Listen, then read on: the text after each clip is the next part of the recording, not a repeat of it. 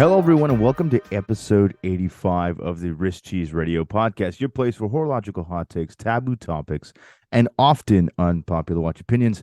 My name is Schmidt, and as always, I'm joined by my good buddy. You guys know him. You love him. Mr. Bro Dinky. What's up, bro? I'm just mostly pretty KO'd from this weekend. It was child's birthday pandemonium here at the house. So, Yes, yes. one day to prepare, one day of utter chaos, and then zero time to clean up, back to work. Yep. Right. So it's just been one thing after another. Totally exhausted, went off without a hit. So really good, really, really good weekend. I sent some random funny photos and things along the way, including a mural of Lightning McQueen that I did in chalk on the driveway. Kid's a big Cars fan. What can I say? So Yeah, yeah. I mean, how could you not be? It's a pretty good franchise. it is. Although it's funny, I did see a meme one time that was like plot of Cars. It was like Cars 1, racing, Cars 2, international espionage, Cars 3, racing. Yeah. I thought that was pretty good. Then planes. Starring Dane Cook, right? That's who plays Dusty Crop Hopper. In case some people have not seen the offshoot Oh planes, sort of man. same universe, not exactly the same franchise, but Yeah, yeah, yeah. yeah, overall really good weekend. Like, never enough time, never enough hours in a day. Yeah. But that aside, yeah, really good overall. How about you? Good, man. Finally getting a little bit of a respite to relax. Not traveling so much this week. Got a couple things here and there to do, but keeping myself planted for a little bit, which is great. I'm certainly excited for that. Um, let's see here. Excited to be recording another episode. Yeah, like you 85, my said, friend. yeah, 85. Like you said, the weekend is never long enough. We were very busy doing kid stuff all weekend, as is the case with summer. Yeah, Everything is go, go, go, go, go, go, go. So what are you gonna do? And here we are. Getting ready here to drop on we Monday. are. So Yeah, and we should have some interesting stuff lined up today. There's been some weird happenings and doings lately that we'll touch on a little yeah. bit. Maybe not in the sense that everybody thinks or everybody hopes for, but we'll touch on that a little later. We did get a lot of new things in the past week. Wait, I mean, like every time I think we're not gonna get anything else new, and it's like bam, new Yeah, I'm gonna be stuff. And honest. you're like, I almost had to like okay. pick and choose a little bit this week just because there was so much of it, really. Yeah. Um, which is nice. You always squeeze it in for the next one, but it's really crazy. I guess we'll start with these Seiko 5. So Seiko 5s are dropping in vintage inspired form again. Yep. I'm looking at One super vintage. yeah, so I'm looking at SRPK09, SRPK11, SRPK13, and SRPK17, and there are JDM models as always with those. I personally like to pick those up because they have the fun day wheels on them, but these are sort of evocative and inspired almost by the rally diver look of old. I really like that Seiko is just doing this on a regular basis now, where they're bringing back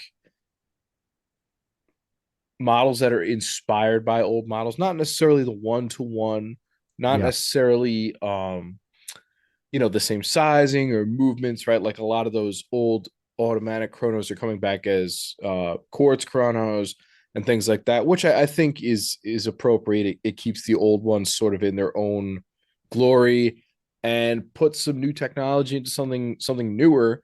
Mm-hmm, You're mm-hmm. going to get different size cases and things like that, but again, they're kind of playing on this Seiko 5 Sport that we've talked plenty about, that there are a lot of additions.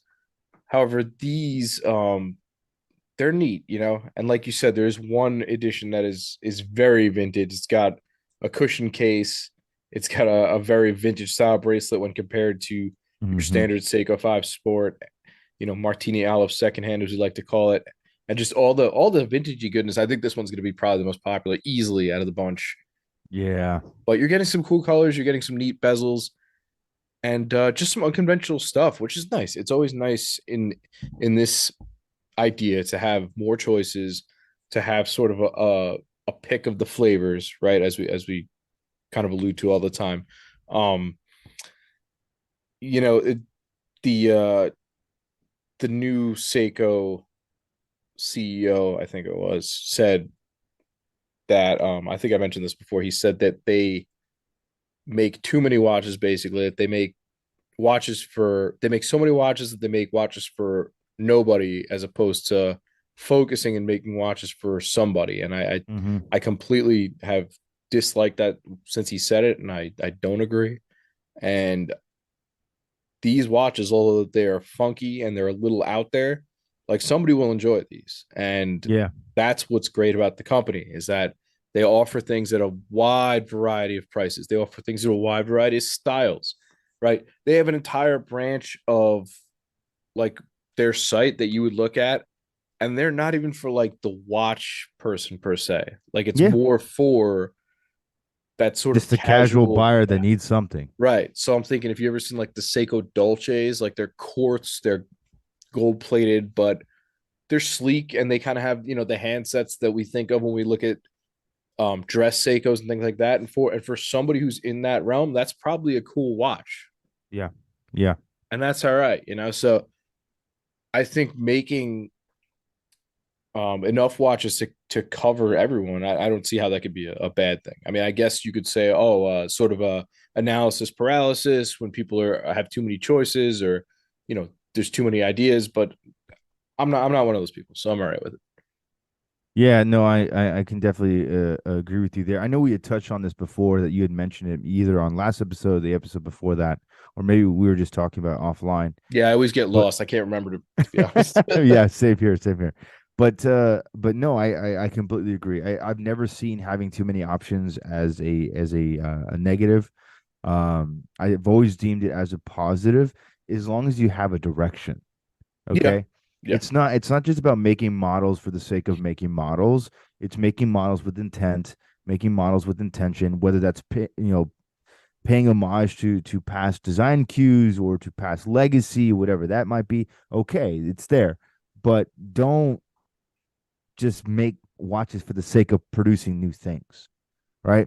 Produce things that people want, produce things that have intention. And I think that this new little capsule collection, if you will, if maybe that's a term will apply to the rest of the industry. This little collection, I think it's great. I mean, they're summary watches. They're inspired by a lot of stuff that we've seen in the back catalog. My favorite is the SRPK 17. yeah. I think that I like at first when I saw the watch, I immediately thought it was a vintage watch. Like I there was no doubt in my mind that this was a vintage Seiko. It had the sideways, the rectangular link bracelet. It had the old school kind of rotating bezel. The crown is at 4 o'clock, but it's like deeply recessed under the case. Right, which Like many old models did have. many old models did. So when I'm scrolling through this before I sent it to you, I'm like, what do we have here? I'm curious. I think that it probably just pops out, but I'm curious to know if they put. I don't think they did, but the old models, like similar to this, you had to push the crown in to change the date and the day and date, and it was terrible. It was a real big pain in the neck. Hmm. If you ever owned an old 60 Seiko or anything, you have to push the crown in two spots to get it to jump.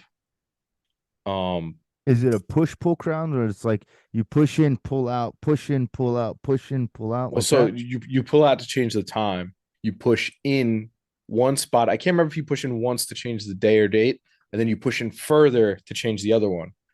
And so you really have to you have to get the first one right, and then you have to gently push it to get the second one right. Because if you don't, you're gonna set the other one off track. You know what I mean? And then it was a real pain in the neck. The Huh.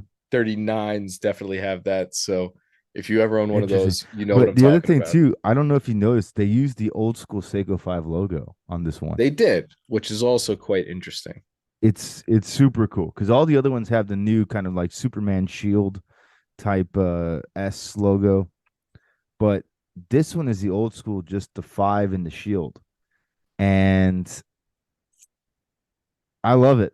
It's very nostalgic. I think it's very cool to see that back on a modern watch, and I'm curious to see how it's going to do because I think it's cool and I think it's funky and I think it's just very like vintagey enough. Yeah, I You think know, this is a nuanced example where you're going to see people say, "Oh, what do we have here?" Like it's interesting enough that I think it'll turn some heads. I think people will buy this watch. So I like that. I like that a lot personally. this is a watch again that's made with intent. You know, it's a watch made for the enthusiast because only the enthusiast would understand these nods. You know, it's like the Easter egg in a movie, Yeah, yeah, it right? is. Only the true fan will pick up what you're putting down, you know? Totally. So uh we saw recently Seiko dropped an homage to the old teal divers. Well, Citizen says hold my beer. And they've announced a variant of their Marine 1760 models. So this is the AW 1760-81W, and it's a 43 millimeter diver, 11.7 millimeters thick, has an eco drive movement, and it is also very teal. Hmm. Black bezel. It's got a cyclops on the date. I can't. Would you call this an H case? I'm not sure. It's right bordering that H case, but it's got a little bit of a rounded It flair to kind of it. reminds me of the old Seiko Shogun, if you're familiar with that one. Yeah, yeah, yeah, yeah. But It's yeah, not quite it's not quite H, but it's not quite like barrel shape. It's right. somewhere in It's between. it's in between, but it's pretty cool. It's a good looking watch, man. I'm not It gonna lie. is. It's pretty slick. I It love I pops. love the bottle rocket, hour hand. Um, to me that's really cool. It's just, the markers that they use here. I mean, obviously you have your traditional circles, which you see on a lot of dive watches, but the markers at 15, at 30, at 45, and at 60, they're they're different. They are It's kind of like an elongated like I don't know, like an elongated arrow like a or pencil. yeah, like a pencil tip. It's cool. It It is feels a cool. little vintagey, but still feels pretty modern. Yeah, I'm a little curious as to why on the second hand they left it white on the back side of the second hand. The counterweight It's has black. is black. All the other hands are outlined boldly in black, and it looks really good. There's a lot of contrast. Hmm. They Hmm. kind of left that off the second hand. Like I would have thought you would have kind of kept the stem black, maybe outline it in black and leave the little loom white in the middle, and it would kind of pop like the rest of it. It's just a sort of a peculiar. Yeah, I didn't notice that until you mentioned it, but now I can't unsee it. Well, you know what it is? Everything else Yeah, pops yeah. so much, No, and you're that right. kind You're of right. fades in. And not that that's a huge deal, but I'm just No. curious to say the least. Yeah, it's interesting. And this with that criticism too, I wish the second hand was slightly whiter. Like it just feels a little bit too skinny in contrast to the rest of the handset. Yeah, and you But never know. In person, it might be a little better. Some of these are yeah, kind of yeah. renders. They're not always 100% true. Perfect. Yeah. Yeah, but I guess It's a we'll cool see. watch. It is cool. It is cool. It's very well. It looks well executed. It's nicely designed. Again, 43 can kind of go either way, but I'm curious enough about it that I would check it out. So, yeah, the teal diver is just all the rage these days. Yeah. Shout out to Doxa. Yeah, I was gonna say thanks, Doxa.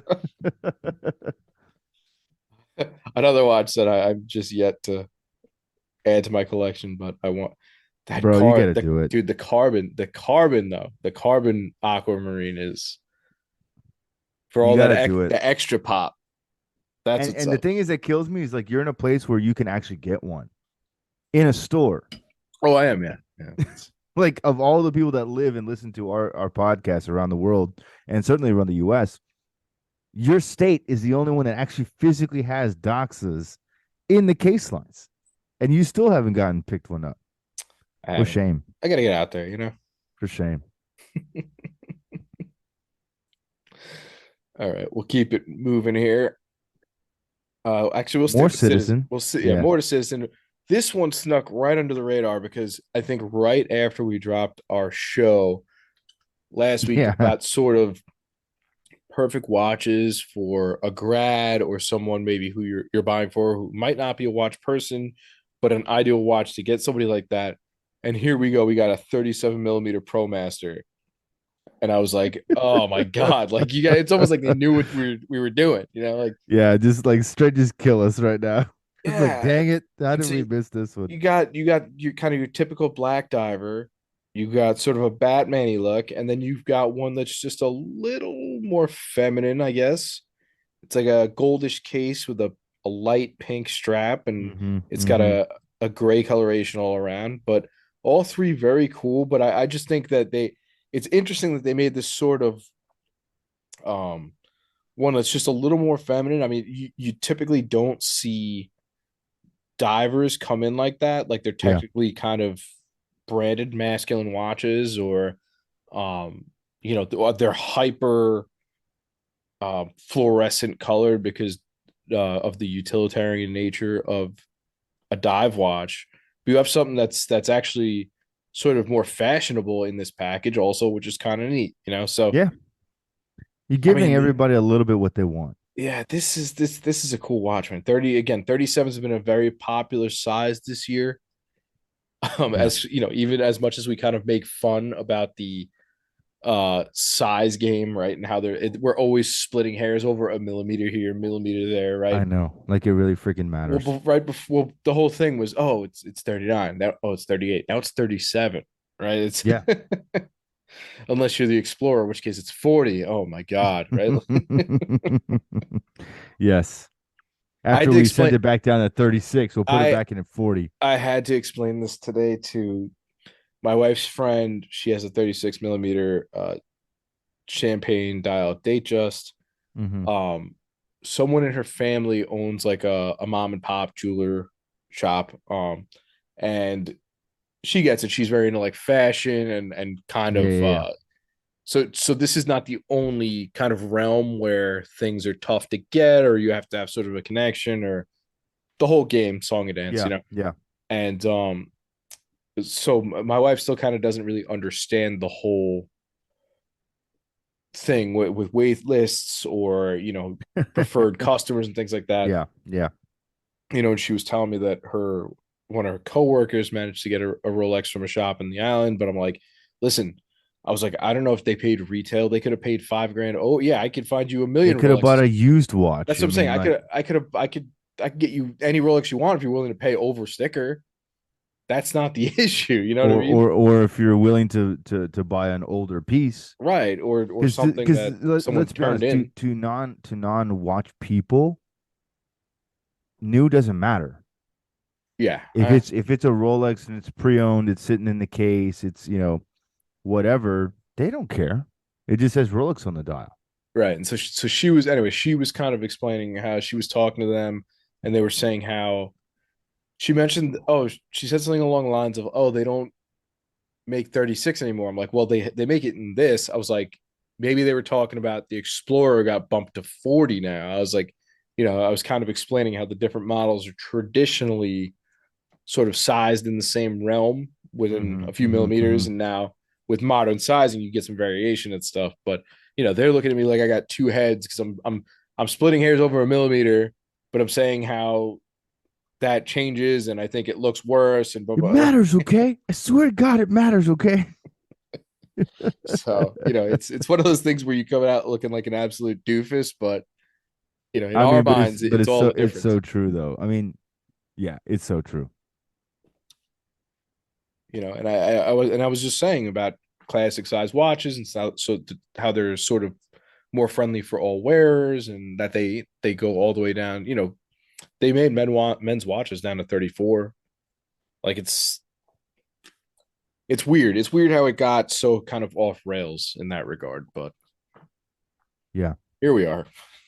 But I love this watch. I do. I do too. And it's funny because I had I bought the original ProMaster in blue, the quartz version. I believe it was 42 back in the day. 42 or 43. And I had the blue one, and it was just kind of beat around watch. It was one of those like late night eBay or Amazon purchases. It was Yeah, like $80. It was inexpensive, so I bought it. And at the time, my sister-in-law, she was living with us, and we were all getting ready to learn how to go diving and get certified and everything. So I gave her that watch because very it nice. cost me nothing, and she wore it for her entire dive certification. I think she still wears it today. And as soon as the watches dropped, I had to DM her. I was like, "Look, it's your watch, but now smaller." And there's a more feminine version too. So I'm waiting to hear what she's gonna say after she finds that out. But no, it's a cool watch. I have a lot of respect for this watch. I think it's fun. I think the colorways are cool. Especially if you're looking for something a little bit more summery. Um, and I think the black is a great go-to. I think the kind of gold-plated case with the light grayish accents is really feminine, very cool. But I think my favorite still is that blue, It's a nice especially blue. now. It's a nice blue, and especially now they added like electric blue accents on the dial I and on the noticed that. Yeah. strap, which they didn't have previously. Before it was just like all navy dial, navy bezel, navy strap. So I think this is pretty cool, and the size again at 37 millimeters is fantastic. So very very cool watch, and you can't kill it. It's an eco drive. Just make sure you keep it next to a light source. This is the one downfall with eco drives for all of us WIS people. If you keep it in a dark watch box, it doesn't charge, and then eventually you'll kill the battery cell, and it can't charge ever again. Yeah, I mean batteries these days are pretty nuts. Like I know my solar Seiko diver somewhere wherever it is, like that thing still kicks and it's in the basement and they have a very long battery life these days. So it's They it's do, pretty they do. impressive. It's like There's no 6 months or question. something. Yeah, yeah. So the power reserve is like 6 to 10 months typically on manufacture. But my point is, if you keep it in a watch box, it doesn't have like a glass lid or something like that, and you're storing it in there. Yes, the battery will run for 6 months, but once it starts to get to the end of the battery life, if you don't charge it with natural or artificial light, Yeah. it will literally drain the capacitor, which is what makes the eco drive technology work. It'll drain the capacitor in such a way that it can't recharge anymore, which happened to me personally with one of my old eco drives. It's just I had it stored away, and I'm like, this thing will run forever, and I forgot that I actually have to occasionally expose it to light, and then it Yeah. just it just it just RIP'd itself. So I mention that as a caveat because a lot of us have boxes. We store watches differently, and you even in the basement, you're still getting light Yeah, I do. at some point. When you go down there and do work or laundry or whatever, the lights are still on, so it can charge. But if you just put it in a closet somewhere, eventually it's gonna die. One peculiar thing about this one, and I'm curious to know how the date snobs react to it. It's not a 4:30 date, it's a 4 o'clock date. Yeah, And it's perfectly in line with the crown. So I think that helps the OCD crowd. yeah, maybe. I'm I mean, because curious. honestly, it just looks like a marker. It does. So I'm curious to see what the reaction to that is. I mean, I'm sure given the low Look, the low price tag on this watch, nobody will even care. But I mean that somebody's gonna care. These date window Nazis is just it's like, dude, we get it. You like a no date. Just buy a no date. Don't even look at it. If it's got a date, don't even look at it. We don't even want to hear your opinion. yeah, and it looks like these are coming out at 375. So that's Yeah. not a bad price. And And, so and this is that's retail. So right, I'd right. give it a few months, let them come out, and I guarantee you'll start finding them on eBay for around $100, $150. It's a pretty solid watch. And that's a Amazon special and everything. super beater for a couple of bones. Yep. Okay. Onto a watch that the date snobs will hate, or I should say two watches. Breguet has Oh rehashed my Type God. 20. I have never seen so many more hateful comments than I did about this watch. And I don't know why. I think these are pretty cool. I mean, I agree, but again, date windows, what are you gonna do? Yeah, so you're getting two variations of the classic chronographs. One that's sort of it kind of reminds me of that Longines that just came out with Mm-hmm. the super Yeah. rip bezel.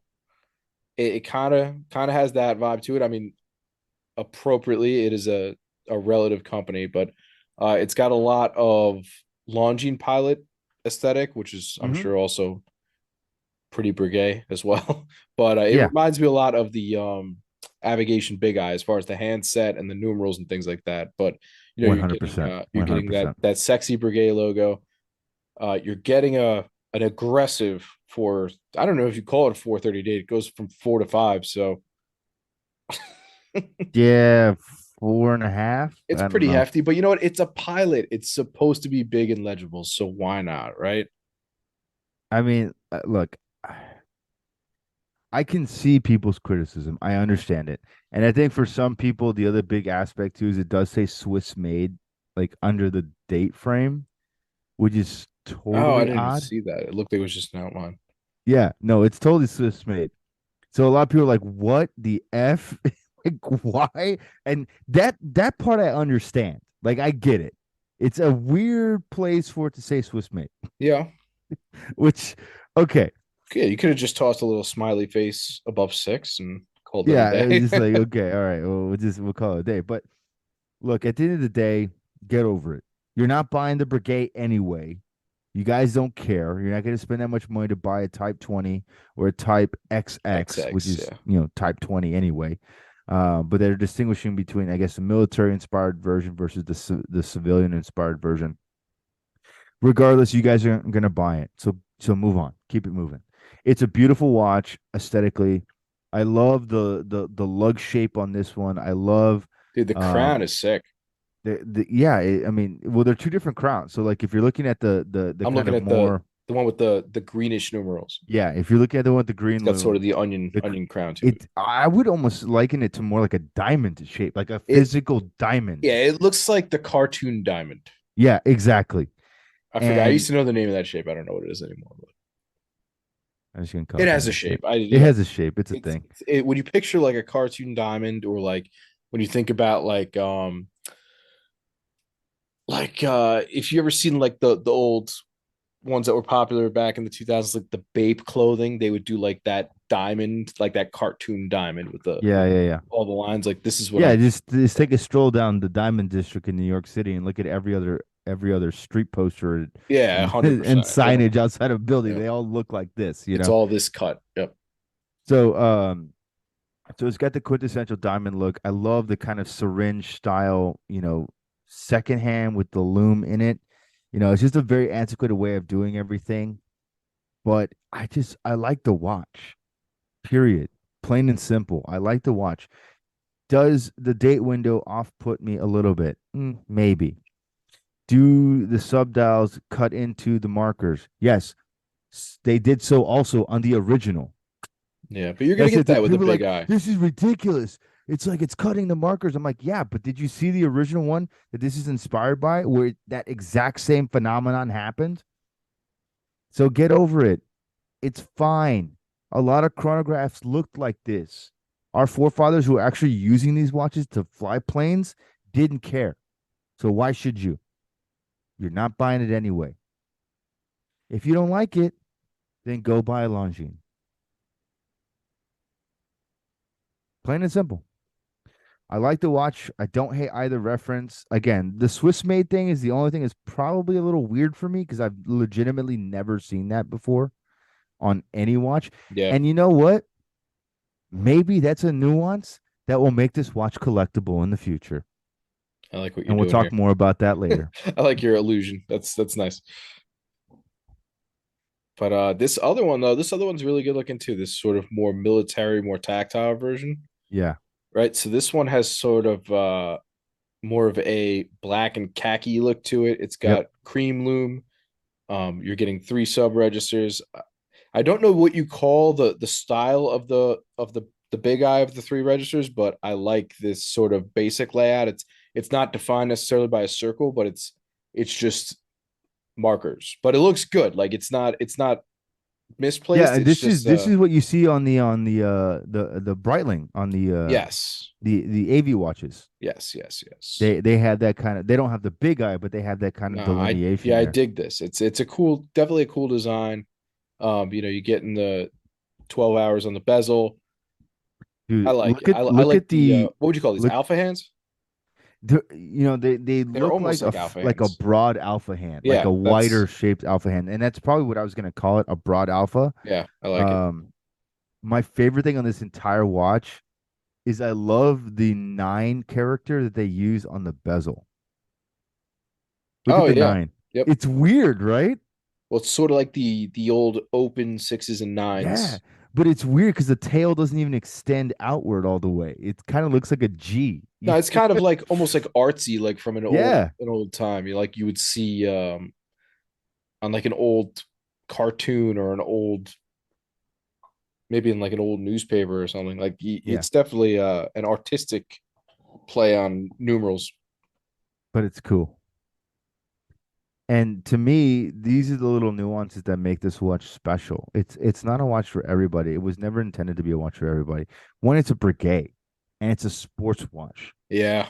I mean, like it's like when Glashuta makes a diver. You know what I mean? Like it's not a watch for everybody, but it's a cool watch to have in your collection if you like it. Why not? Get it. If you don't, then shut up about it and keep it moving. Or if you like something similar to it, then buy a lawn jeans. And those long jeans can be found. They've always been pretty reasonably priced on the secondary market. Like you can Absolutely. get one for like 15, 1600 bucks, something like that. And the thing is that kills me about this whole Type 20 stuff is we've talked about this before. This was a military code designation. Right. A lot of manufacturers made these watches because they were made to military spec. So they all looked the same. It blows my mind. I love the watch. I think it's cool. Swiss made I could do without, but again, maybe that makes it cool later on. Yeah. All right. Up next, Unimatic has put out a I guess a capsule collection of watches. It's the Syria 8 vintage navy capsule. Yeah. Um Dude, I don't really know what to make of these. Like I guess they're just gonna do this in every color now, and you get a few different styles of watch. You have something that's pretty divery, you get one that's sort of a generic H case looking one. There's a chronograph. There's one with a heavier bezel on it in steel. And their watches are cool and they're very clean and they're definitely interesting. But like, I don't know, man. Like how many of these can I look at before I'm like, okay, seen Look, this. I'll tell you this. We touched on it before. Unimatic is the collab brand. Okay? It's the brand of collabs. And until they make something new and different, I'm gonna tune out. Because I own an original Unimatic from literally the first production run, the first time Houdinki mentioned it on the blog. I have one original Unimatic from that era. Okay, I still own the same Unimatic that's being sold right now today. There's no evolution other than the color range, and sometimes they'll use a different material every so often. It's time to go back to the drawing board and start refining the craft and create the next generation, the next evolution of what your product line is going to be. You got four watches. Okay. My favorite has and will continue to be the diver. Yeah. I think the chronograph, the pushers are weird. I think the all flat bezel is too big. The bezel's too fat. It visually looks too small. Mm. It's like it looks to me like a modded Seiko. Yeah, I When get people that. used to take the 7S26 cases and they used to freaking put the big bezels on them, Yeah, it just beef looks man. weird. Okay. The H case design is fat. It's a very thick watch from the side profile, even though it doesn't look like it. So for me, there's a lot of things that are cool about Unimatic. They do a lot of cool, trendy stuff. But now it's time to really go back to the drawing board and make something different and new. Not Eric Cartman. No, not Eric Cartman. Although the hanky poo watch would have been Come much on, better Mr. for. Hanky would have been so much better. Oh, the hanky poo. It's the hanky poo. Or like Yeah. Mrs. Garrison would have been a good one. Yeah. So I mean, Yeah, again, and it this is sort of what I feel like we were talking about, where sometimes you'll say more is not necessarily better because it's just sort of bland and it just sort of seems for the sake of putting it out there. It's not necessarily inspired, it's not necessarily driven or in demand yeah, or something that adds any kind of extension. It's just another color, here it is. And and that's it. yeah, that's it. No, again, you're absolutely right. It's very uninspiring and it's cool. Does it look bad? No, it's No, just not at not. all. It's not also impressive either. So there's my take. Hot take. Yeah, that's kind of all it is there is to that. Like I saw it, I was like, oh, okay. Another one. It's like DJ Khaled. Another one. Another one. Another one. Another one. All right. Lawn Jeans, speak of the devil. They have a new conquest out. This one is Finally. kind of interesting. I mean, this one I comes with like it. 41 mils to 11 mils thick, which is nice and slim. Uh, I it's like it's it. it's a very sleek design, I would say. It's very nice. It's very clean. It's sort of just a very nice overall sporty look to it. The dial color has been what's been getting me most. It's technically a brown, but it's not really. It's more like a honey color. Yeah, or like a bronze. Yeah, like when I think bronze copper, like this is kind of what I think of. I know people use copper dial sort of synonymously with salmon, but when I think copper, like I think aged copper, I think of that like patina Yeah. color. Yeah, yeah. This is what I Yeah, think of. Like, salmon is pink, man. yeah, It's yeah, yeah. not copper is not pink. Right. So I think those get interchanged a little too often. Yeah, But yeah. this is a cool color, man. This is like I said, kind of like honey maple syrup. It's not like a poop brown. It's got a little more yellow to it, a little more gold. Yeah. So the official color as per the website is sunray brown, It's fecal brown. You're an idiot, bro. but it's literally sunray and the color for every other dial option. So sunray green, sunray blue, Yeah, sunray silver, sunray black. the brown has So got me the most out of all of them. but it's the brown I think is very cool because it is like you said, it's like a honey, it's like a bronze, it's like a copper tone, and it's beautifully finished. I mean, I think I was never a fan of the Conquest.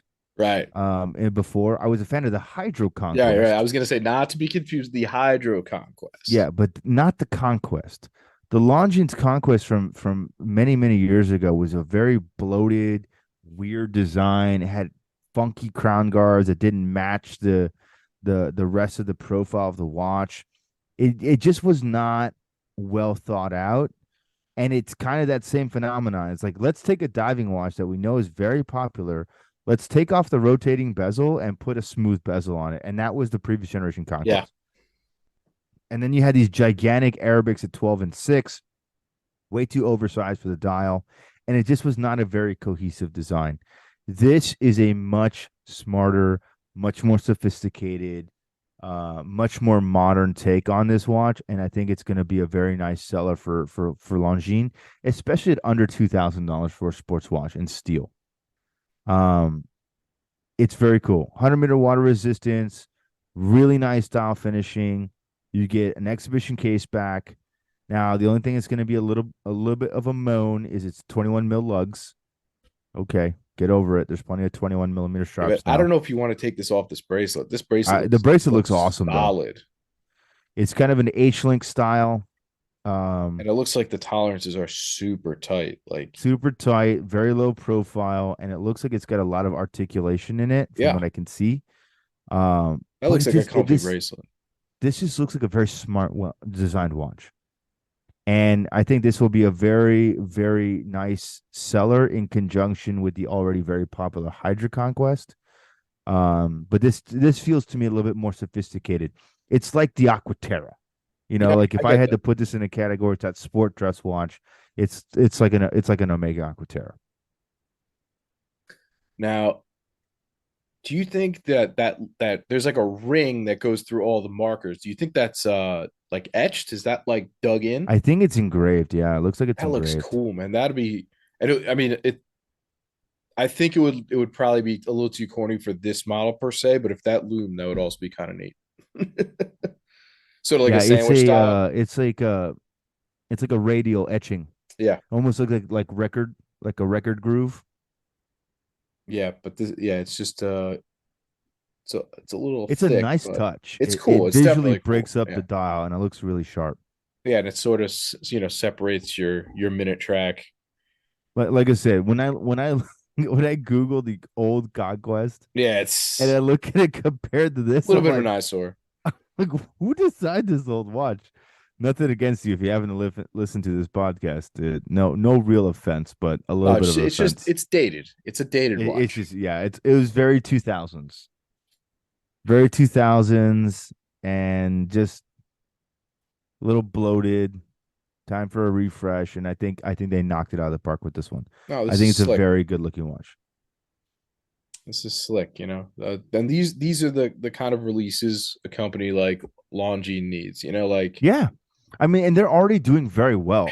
no, I mean that's what I was about to say. Is they're not hurting. They're among the most well-known watch brands name wise, as far as I And they're know. in like the top five, if not certainly the top 10 watch brands in the world. Right. Well, that's because they have that sort of affiliation with the golf, the horse racing crowd. Mm-hmm. Right. They have a lot of ties to luxury, and I don't want to say like the rich man sports, but ones that usually they take a lot of money to play.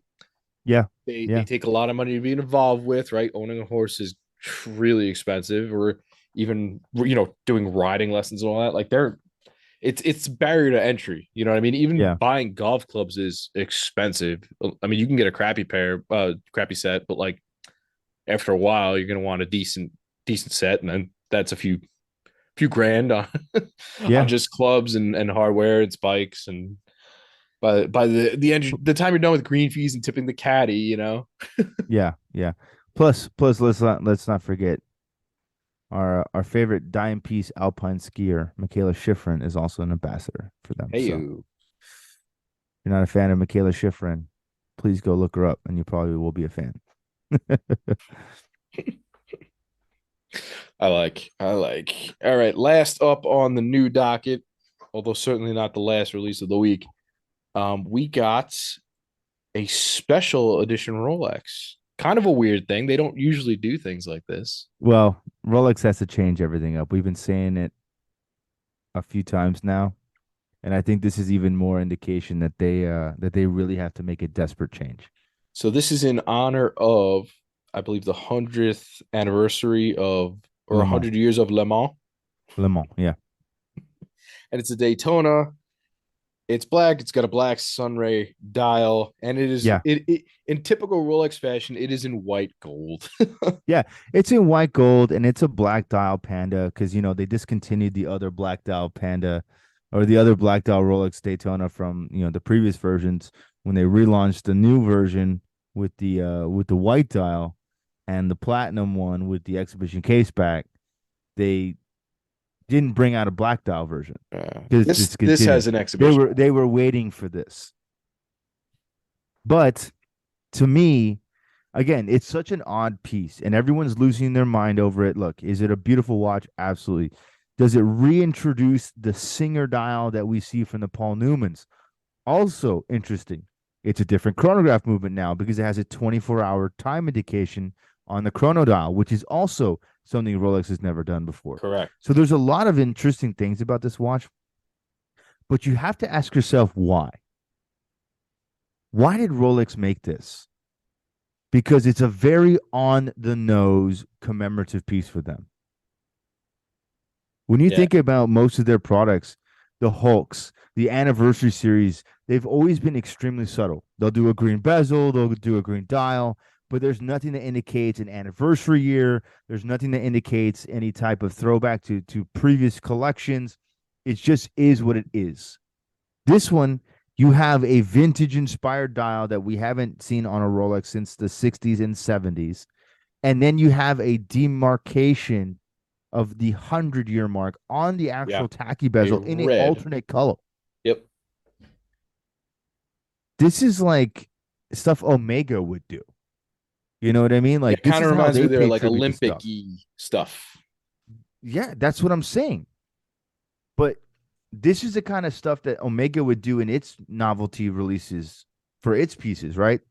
Like the if you think about the most recent 60th anniversary Bond, they changed the triangular marker from the marker to 60 at the Yeah. top Yep.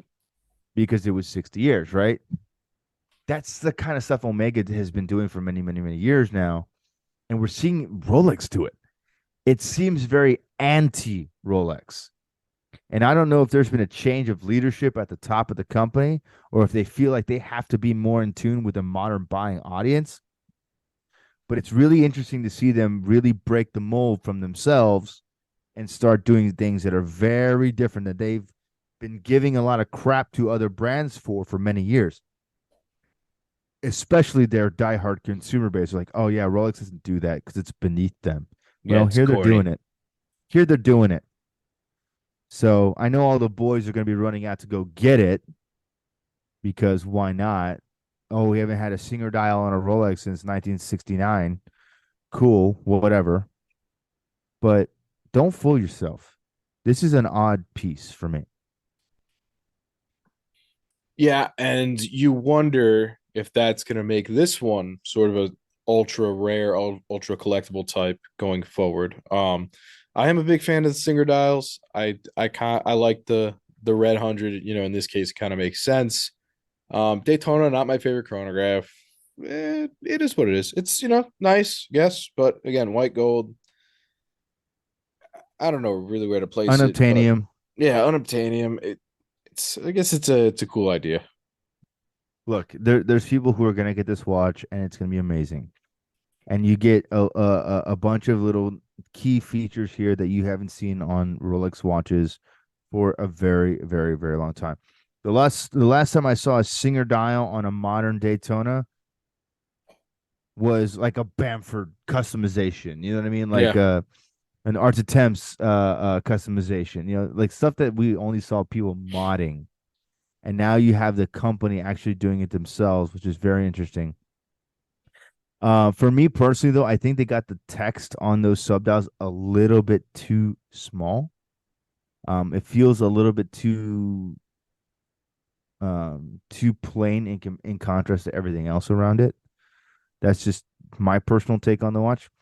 Um, Other than that, it's gorgeous. Like it's a beautiful watch, arguably, and you do get another exhibition case back on this model, which you didn't have on any previous Wyco version either. So not only does the platinum model have it now we have the first Wyco version, or I guess other precious metal outside of platinum that will also feature the exhibition case back. Maybe it's time to lose the Cosmograph on the dial. We've spoken about it at length, and I think everybody kind of knows it by now. Like, why are you still putting that on there? It's not It's something to be be proud of. it's because they didn't want to. I mean, this is what happens when you get made fun of and you just lean into it. You get the quirky nickname, and you just feel like, yeah, that's my nickname, and you just kind of like own it. I feel like it's that because anytime that you try to like tell everybody that it's not your nickname, now we're gonna make fun of you more. And let's be honest, how many people outside of the watch community really understand the idea of what Cosmograph is supposed to represent? Yeah, but I feel like it leaves the trail of breadcrumbs for you to Google and find out it's something stupid, right? Like if you But took it off the dial, but nobody would okay, know. bro, that's putting a lot of credence on people actually going out and Well, doing independent research. people are curious people, and they're going to see the word Cosmo, and they're like, maybe this watch does something really cool that I don't know about because I'm not a watch person. All right, let me Google Cosmograph. Okay, let's see. Oh, this is going to be a space watch. Oh, but it wasn't, and it didn't meet spec, and it got beat by the actual space watch. And why are we celebrating this? Again, I agree with you, but I'm not the I'm not in charge of marketing for Rolex, so I could care less. Tis what it is. I'm just curious myself.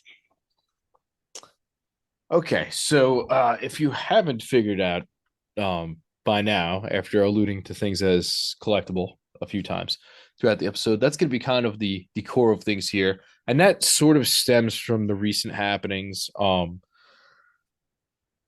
There was sort of an auction that went awry recently. I think everybody knows about it by now. Again, the details really are unimportant. This is not the first time this has happened. This is probably not the last time this will happen. I mean, we've seen it happen with Rolex. We've seen it happen across however many brands now.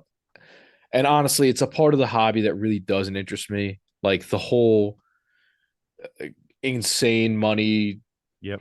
sums and things like that. Like that, I that's tune out. I I tune out guess it so was hard. cool. Like it was kind of cool at first. It's like when you find out how much a Bugatti goes for, you're like, oh my god. But then you're like, who Oh my cares? You know what god. I mean? Like, You're first you're like, oh my god, and then you're like, oh my god, this is cringe. Like, like who cares at the end of the day? So like, all right, I guess it's neat. I guess these brands kind of trying to seek out these models that perhaps existed once upon a time. Using their resources like archives and things like that, and alleged experts. We're going to throw the air quotes up there. I guess it's neat. It's almost like treasure hunting, and that's cool. But I think there's just too many potential points of failure to sort of make this to make this a successful thing long term. You know what I mean? There's too yeah, many angles, too many people that can be compromised. There's too many variables. I mean, we know going back that watchmaking in the past was a little bit of a hodgepodge situation because you had 100%. parts that sometimes got slapped on watches just because they existed, just because they were there, right? And you got rare iterations, you got short runs and things that have become nuanced and ultra collectible, and that's cool. There's nothing wrong with that. I like that part, but the hyping it up into ultra rare, let me spend a bajillion dollars to try to seek this thing out. Like, I guess, look, if you got the dough, good for you. Like, do you, or even if you're that company and you want to buy it back at auction because you want to say this belongs to us and we should cherish this, Yeah, that's great.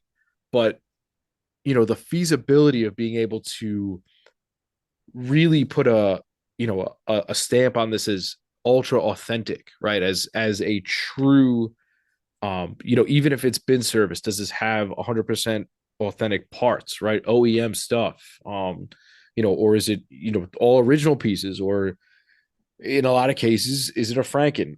yep. Who knows? Again, it's going to be hard to validate that in a lot of cases, and so I don't know if that puts a damper on the whole thing overall. Just the sort of we'll never know angle.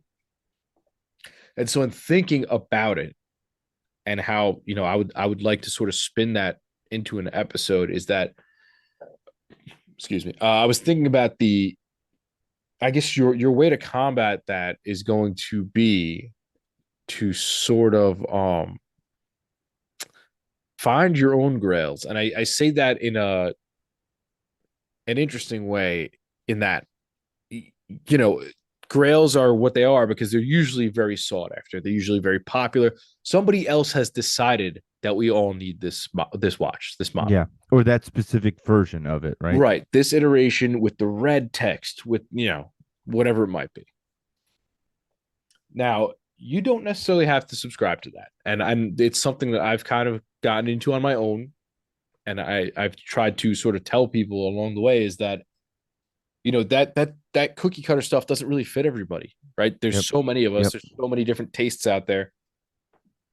Just because the popular rendition of a watch is not the one that jives with you, that doesn't necessarily matter. I mean, if you're strictly chasing value, maybe. But if you're chasing something that speaks to you and that you're going to sort of cherish as a grail watch, and something, maybe it's a super cool find, maybe it's something vintage, maybe it's something modern, maybe it's something that you landed on that's modern, and maybe it's not appreciated now, sort of like I've spoken before, and I was talking about this weekend, the Hulk was considered kind of a meh, Yeah. It was kind of considered just an offshoot that wasn't very popular. It was a it It was was it was definitely not very it was popular. a They used to be loud it was a discounted loud color. crazy. Yeah, it was a loud color for Rolex. It was kind of, it was an anniversary, so you're like, okay, that's cool. But they were certainly being offered at retail, and in secondary they were under. I'm Yep. 100% sure Yep. of that. It was Yep. offered to me that way. So, it's okay to find those things, and maybe they'll catch on later, which is cool, or maybe they don't, which is also cool, because you'll always have, available parts and things like that, which is nice. But being able to find those things for yourself, could not only be lucrative for you, but it could also, maybe you wind up with something rare and then it becomes collectible and nobody can get one. And not that you'd sell it, but now you could say, wow, I'm glad I snatched that up. Like, I'm Yeah. a person who has this iteration, or I'm a person who saw this coming a while ago, and I saw the potential that this watch had, or I saw, this spoke to me in such a way that nobody really caught on at first, and now look at it, like it's a cult phenomenon, right? That's happened so many times where a watch gets sort of cult following, and that's kind of what makes it fun, right? The Yeah. actual collecting of things is that, I mean, look, we were talking about a silly Mr. Jones watch, and look what happened, right? Everybody thinks this watch is the bee's knees now, and now there's an automatic version of what used to be sort of a joke watch, Yeah.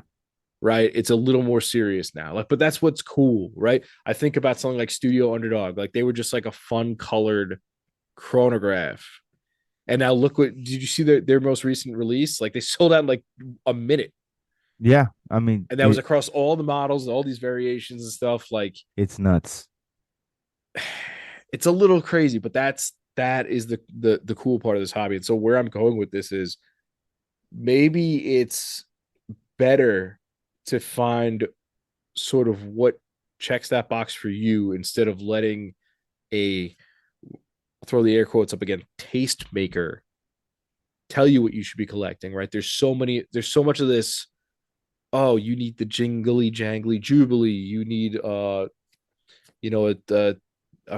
Cartier. You need like who's, I don't want that. Who said I need that? Yeah. Right? Why do you have to follow the herd? Why do you have to be a sheep? You don't have to be a sheep. You can like what you like and just, make your own. I'll steal a slogan from Oris here, and go your own way in that regard. Right? You guys can Oh man, you guys that's can plug funny. me on that one later. But You can go your I own always think of that way. whenever I see that. Yeah. But yeah, I mean, I think that's sort of the fun part about this hobby, and I think that's something that will keep you connected to it if you can sort of channel that. Yeah. And so, long story short, I know I sort of put this out to you as your homework for the week, but I've developed sort of uh a list of watches that I thought like might sort of fulfill these Okay. criteria of being collectible going forward in the future, based on just sort of where they are now, and their uniqueness, and just the fact they stuck out to me, and they don't have to be special per se, but watches that I find super interesting based on who they're released by, what they look like, just little things that I'm like, I could see this becoming a collectible in the future. Yeah.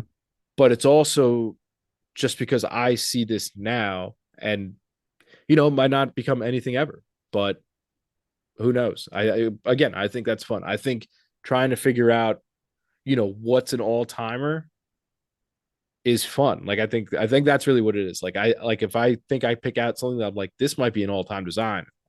I don't think people see it yet, but I think it's neat. I think it's almost like sort of that modern day treasure hunting, if you will. So, So I'll so what do you well, got? I'll kick it off, and I'm probably gonna take one of yours right off the top here. Um, I'm gonna go, and I guess this is almost a dual pick because they're analogous, but I said the green SMP, the green 300 meter, Okay. sort of offbeat again. I mean, obviously, sort of inspired by that Hulk, but it's not nearly as loud, right? And it's sort of it's a little more distinguished, but definitely something that when I saw it, it stuck out to me, and I was like, this has potential to be a popular watch. Like, maybe not today, maybe not tomorrow, but down the line, I think people will see this is something they don't do often, but I think it's done super well. Like it's a dark green. Mm-hmm. Mm-hmm. It's in. I mean, I consider this rendition of the 300 meters sort of like a golden era for the watch. Like it's really hit its stride. It's got the ceramic. It's Yeah, got I would agree. crazy I tech mean, in it. You know what I mean? yeah, I would agree with you on that. I mean, it's I've always been a fan of the diver. I've never owned one actually, but I've always been a fan, and I would agree with you. I mean, it's You know, got that ubiquity to it where it's a household diver. You know what I mean? yeah, and now it can stand on its own. Before people really only identified it by the bracelet, but now you could put it on a mesh bracelet, you could put it on a rubber strap, and people will immediately recognize the design. It now stands alone as its own thing based on what it is. And I could not agree with you more. I think the green is solid color choice. I love it. It's a very handsome color. And it's nice and dark enough that certain lights it's gray, certain lights it's blue, or I'm sorry, certain lights it's black, but it's a very, very, very good looking color, and it's very militaristic. It's got that kind of like warfighter vibe to it. Like to me, the Hulk could never really be a serious watch because it's a comical color of green. This is like military olive drab, that kind of thing, and I like it. Right. And sort of across the aisle, similar but not so similar. But same idea would be the Black Bay Harrods. Um, just because they never really put, I don't think they ever put a number on production. No, yeah, And they've been sort of hit and miss on when they drop and if you'll get one. And so I think that might be a sneaky one. Kind of comes up out of nowhere. Like people one day be like, "Oh, we didn't really seek this out, but we yeah, also didn't know if it was limited." And now turns out there's this many of them, and how many of them wound up in have been lost at sea and blah blah blah. And now there's yeah, only yeah, yeah. however many left in the world, type of thing. So I could totally see that happening again. Sort of similar idea across brands at this point, but I made it sort of a dual pick there in that regard. No, I like it. I think that makes a lot of sense. The Harrods is only a watch I've seen once, literally only once. From a collector that I know, he owns one, but he literally had to move heaven and earth to get one. And you're dealing with one retailer in only the UK, Yep. and you can only get it there. And if they call you and you live in the US, like you better have a buddy go pick it up, like because it's gone. You know what I mean? Like they're gonna call the next person on the list. So it's a very, very interesting watch. I love the colorway too. It's everything that the solid gold Black Bay 58 wishes it was. Yeah. Because it's actually a very nice, handsome color of green versus what they decided to use for the gold version. Yeah. But very, very good pick. My pick, if I was gonna have to do anything, you guys know, I'm a huge Omega guy, so I definitely have to have an Omega in there. But my first pick is actually not an Omega. Oh, It's a Breitling, actually. dude, And I know I have a Breitling too. we've been a little bit on the I'm on the dying to know Hades now. side for Breitling recently, but this watch to me when it was re-released a couple years ago, absolutely stuck out to me. I fell in love with it.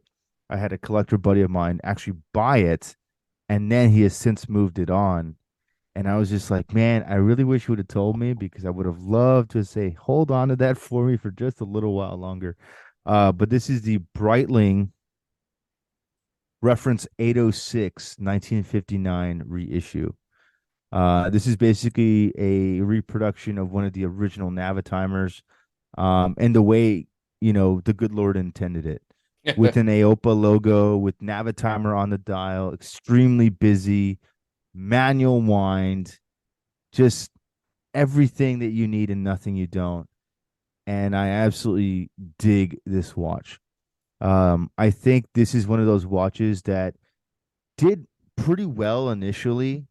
A lot of collectors really wanted to buy these watches, but then I started noticing that sales of them started trickling off, and I think a lot of that was attributed to the manual wind aspects of this. Breitling is known for chronographs, and they're specifically known for automatic chronographs like their O1 series. But this is basically a modification of the O1 movement, but making it manual wind. It had a Hesalite crystal on it too, so it was very vintage.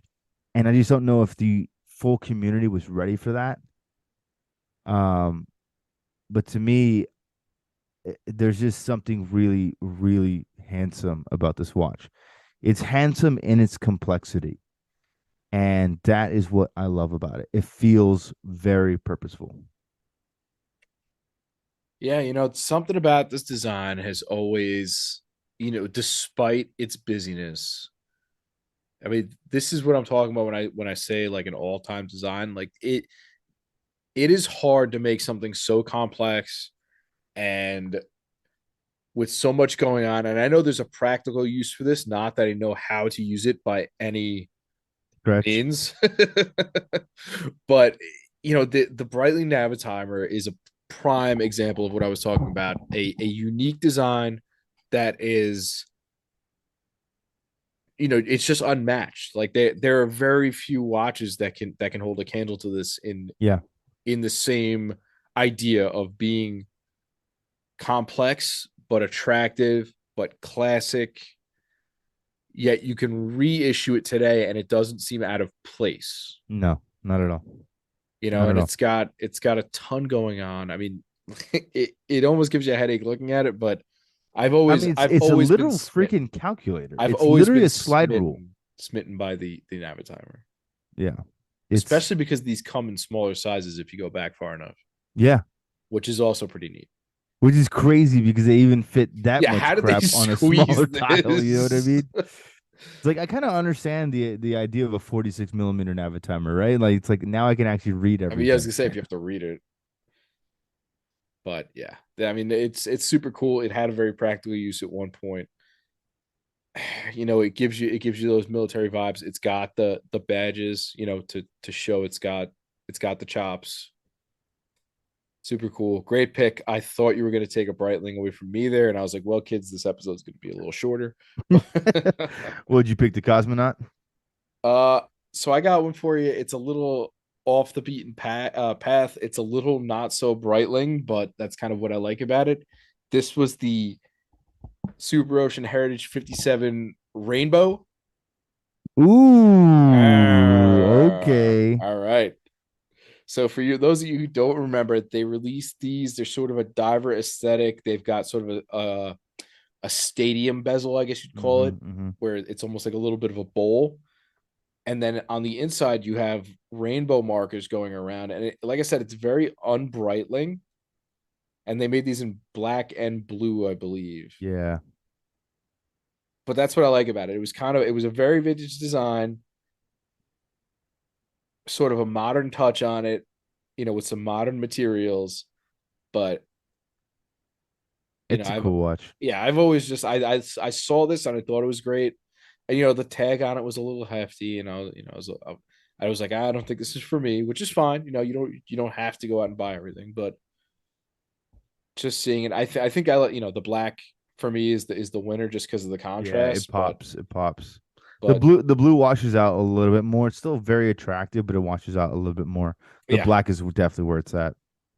yeah, and I know I think Mike Stockton has this. I heard him talking about it one time with the Whiskey Boys, but it's just very unique for a modern watch, and I know it's sort Yeah. of a vintage inspired modern watch, but I thought this, again, given how unbrightling it is, and sort of, I You mean, I should think just this, go I think full this, send and get the white dial version. I think this represents a period in time where, I mean, rainbow is very popular, right? We were seeing a lot of rainbow markers, even if Yeah, yeah. Gem maybe they set weren't, yeah, bezels, all whether they kinds of were, stuff. Yeah. whether it was gem set or not, we were seeing sort of that rainbow be a popular thing, and it was kind of a quick flash in the pan, but. I mean, look what you got from it. You got something funky like this that, like, I don't know if they'll ever do anything like this again. I know they're And, playing and with that's true. color. And when you think about too, the Super Ocean 57, like that in itself is a very funky design. Right. Like already it's funky. Right. The hour markers, the handset, the stadium bezel, the super thin profile of the case. This one had a mesh bracelet version too that was integrated. It was like a flush fitting mesh bracelet. Yes. It Yes, I was a can see that. very interesting design, but that's how the original Super Oceans were back in the 50s when they came out in 57. So very futuristic, very cool. And you're right. This was definitely a flash in the pan type moment for a lot of people. And that to me is the kind of things that make watches collectible.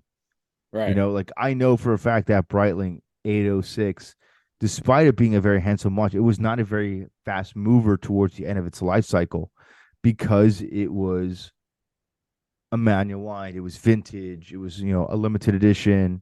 Yeah, Hesalite crystal. Like it was more expensive, right? This is also one of those things too. It's got a beautiful dial.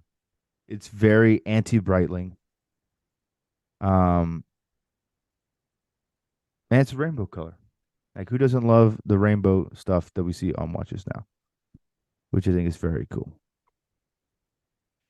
Yeah. So it was a niche pick, something that could I thought it might fit the criteria.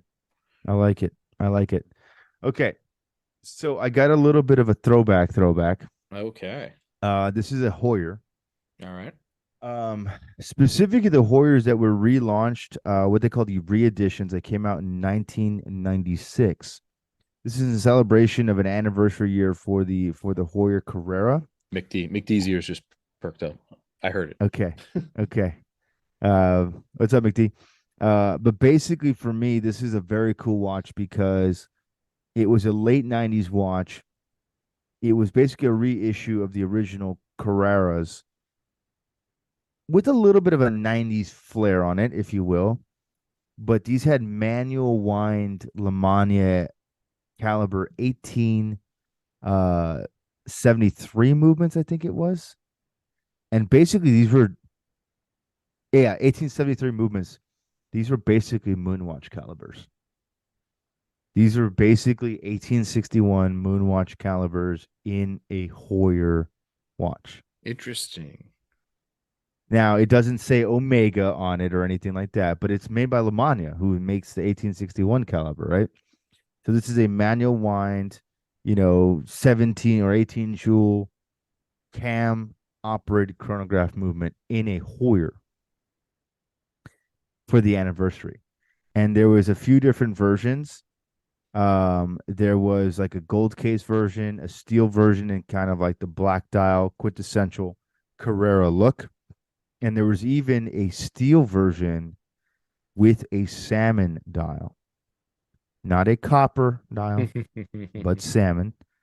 Um, and very, very handsome looking watches. And they were 36 millimeter because they used an antiquated style of chronograph movements. They were able to fit it utilizing the original proportions of the original chronographs. And as far as I can tell, these pop up every so often and they go for maybe $3,500. That surprises me. I imagine it'll be a lot more if people start finding these pieces. I mean, But given the popularity of like the Hodinky reedition mhm, Camaros and stuff, I'm shocked that those didn't just shoot up in value like crazy. I mean, maybe they did, maybe they were cheaper than that, but that seems like it's honestly a bargain. I mean, you're getting a beast of a movement in there. It's not even like, oh well, they made a great case and everything, and then they slacked on the movement or anything. Like, no, this is this is not that. yeah. When I first heard about this story forever ago, I can't remember where I heard it. Was a blog or a podcast or something where they were like, yeah, there was a Carrera with like basically a moonwatch movement inside of it. And I Googled it, and sure enough, this thing popped up. And it's always been one of those watches in the back of my mind. I was like, if I ever had the opportunity, I would really seriously consider getting one of those because it's a great design. It's very vintage, and it it looks and feels like a vintage watch. Well, even though that it is a modern piece. and if you're a big Omega fan, it makes perfect sense. Yeah, why not? Plus, there's no tag on this at all. It's Yeah, Hoyer. Hoyer, straight up. You know what I mean? Like it's old school branding too, which is also a ballsy move by the brand. They're like, yeah, we're gonna do an anniversary, but we're not gonna put tag Hoyer. We're gonna put Hoyer. Yeah, this silver one is so good with the blue accents. There was so many good ones, man. It's very interesting that they did it. You know what I mean? Like odd, right? It is, but like amazing odd. Like I'm not gonna lie, I kind of want one of these. I mean, that's what I'm saying. I mean, it's kind of like this is kind of cool. Yeah, and again, for what a new glass box is gonna fetch you, like what it's gonna run you. Yeah, and look, I tried on the new glass box. They're great. They really are fantastic. You know, it's a very, very, very beautiful watch, but it's going to cost you close to $9,000. Yeah, So, this is cool, man. I know who knew these existed. apparently, you now and me, and I guess our listeners. Yeah. Wow. Good find. Very good find. Thanks, man. Very good find. All right, I got one more. As do I. And for me, this is sort of tied into, I guess, the hobby that it's linked to, and sort of the persona, and there's a lot of moving parts here between motorsport and celebrity and sort of fandom. But I think the that IWC Patronus edition, Oh yeah, yeah, yeah, yeah, yeah, I really like it. I do. I really like the blue accents. I think it's really just a dynamite color scheme, and yeah, you can also get it on a pink strap in case you wanted. yeah, yeah. But You can. It's like super Miami Vice now. but I just think this is so out of the box for them, and the fact that it's linked to your Lewis Hamiltons, to your I Patronus, mean, to but this is like a direct, like, hey, Lewis, how should we make this watch? Here's what you're gonna do. right. And You know I'm what I gonna mean? wear it Like, in the paddock, and make a big stink about it, but because there's no jewelry left. But yeah, I think that all kind of feeds into it, and I guess it'll go kind of maybe along with his legacy and the racing team, and again, F1 is really hitting its stride now, especially now that you're having a lot more races in the US, right? You're getting a yeah, Vegas race, you're getting a Miami race, like you Austin. know, right. The Drive to Survive was really big. So, I think as that grows, and as sort of the all these things weave together, and you get sort of the motorsports, timekeeping aspect in there, I could see these being sought out more and more by people. And I know people who definitely have bought these because of that, Yeah, but I could just see it being like, oh yeah, they did this one time, and it's in this really sick colorway, and like they don't really do this. So this is like your only chance to get that. yeah. So that was my thinking behind that. Again, not these are necessarily hard to get or anything, but No. who a lot of your classics weren't at the time, right? Right. Well, I I mean, mean, the again, the Newman was kind of considered a joke at first, right? Like it was kind of a absolutely, absolutely, and meh watch. that's the thing that people don't realize about the watches that are collectible today. The watches that were collectible today were commercial failures in their time because they're collectible because there's far less of them because the demand for them was far less. And so they were produced in far fewer quantities. They were sold less often. You know, they typically could be, vault queens or safe queens because they were held on to by owners or brands for many, many years. And they finally start finding themselves back out to the market and people gobble them up.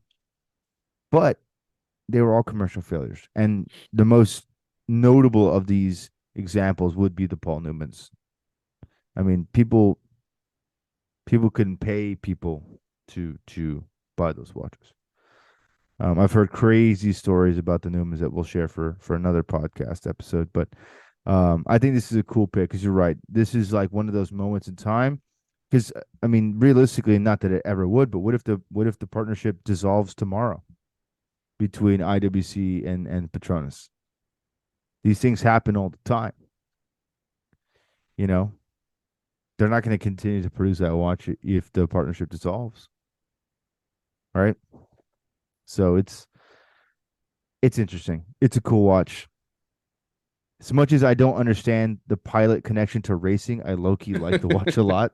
That's always been the biggest sticking factor for me on this watch. Is like it's like this is a pilot watch, but you're marketing it to a racer, and there's like no racing element on it because it's no like tachymeter Yeah. scale. Or, Yeah, so it's I just would it's just think funny. the link that they try to sell people on is the fact that they both go very fast. Yeah, I mean, again, and that's totally understandable. Um, which again, I make it makes complete sense for me. Okay, my last pick.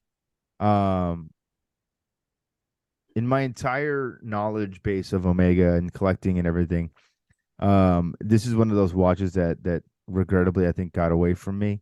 And I will try my hardest to hunt it down. And I'm almost scared to even mention it on the podcast for fear that everyone's gonna try to go and buy it now. But the CK859, this watch is everything to me. It's an incredibly beautiful design coming out of the 1930s. Amazing, gigantic blued hands and markers. It's got a sector dial. The dial is made out of silver. It's a steel case, manual on movement, master chronometer.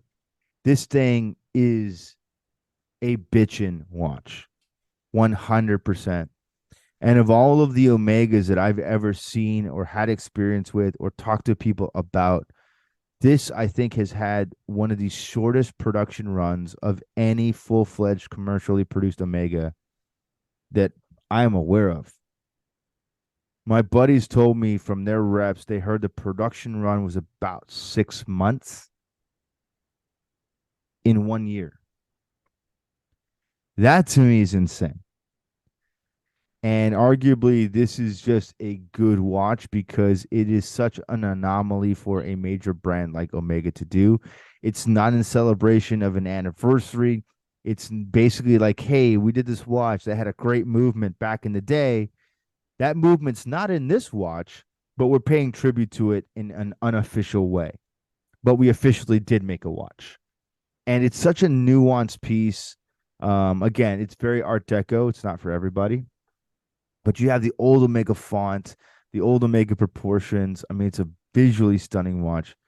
And you marry that with modern tech, manual on movement, and the master chronometer certification. I think this watch kills. And it's a strap monster. So if anybody's out there and you got a CK859 somewhere, hit your boy up. Let me know. Well, I think it's got a lot of the details that we talked about, right? Short production run, kind of obscure, not necessarily tremendously popular with the modern crowd per se. Yep. But I think this watch captures a lot of what is it, the Rolex, the 1908. I think Yeah. it Yeah. captures a Yeah. lot of what that watch set out to do. Yep. Maybe it was a little ahead of its time given its release date, Yeah. but it's definitely a classic. Just looking at it, I've seen people who have handled this watch in person be very impressed with it, and understandably, it's put together quite well. Um, you're not going to see this every day. This is going to be something. It's going to be here and it's going to be gone. And if one day collectors decide that this is all the rage, yeah, they're going to be hard to find. They're going to be hard to get, and you're going to I say, mean, "Oh, I should have just got one when I liked it back then." I know. And the thing that's crazy is like the vintage versions, they go for over $10,000 these Yeah, days. right. So So, I we mean, know how that goes. yeah, things are only getting more expensive. So